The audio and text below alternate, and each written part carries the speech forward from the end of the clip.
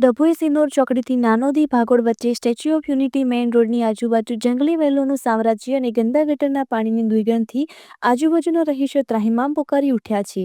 ડભોઈ નગરપાલિકાના સત્તાધીશો દ્વારા વારંવાર નારી વેલો સાફ સફાઈ કરાવવાનું પણ સાફ સફાઈ થતી નથી.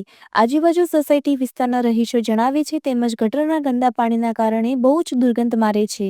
આજુબાજુના રહીશો પણ હેરાન પરેશાન થઈ ગયા છે. ડભોઈ નગરપાલિકાના નગરસેવકોને માત્ર ફોટા પડાવવામાં રસ છે, પ્રજાના કામોમાં કોઈ રસ લાગતો નથી. અહીંથી સ્ટેચ્યુ ઓફ યુનિટીનો મેઇન રસ્તો પસાર થાય છે. આ રોડ ઉપરથી અવરજવર કરતા લોકોને પણ આ દુર્ગંધનો સામનો કરવો પડી રહ્યો છે. શું નગરપાલિકાના ચૂંટાયેલા પ્રતિનિધિને સત્તાધીશો આ દુર્ગંધથી નગરજનોને બચાવશે કે પછી આવી જ લોલમલોલ ચાલતી રહેશે?